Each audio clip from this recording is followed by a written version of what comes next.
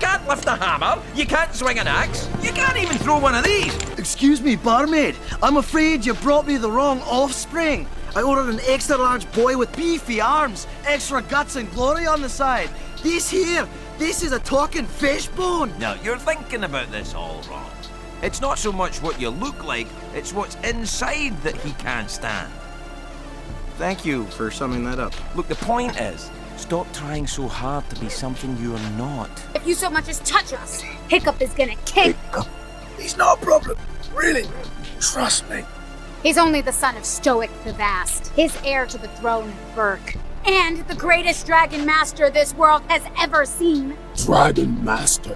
And unless you let us go, right now, he will blast through here on his Night Fury and blow your entire fleet of ships to splinters.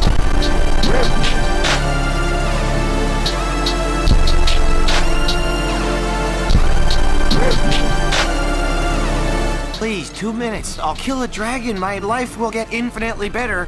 I might even get a date.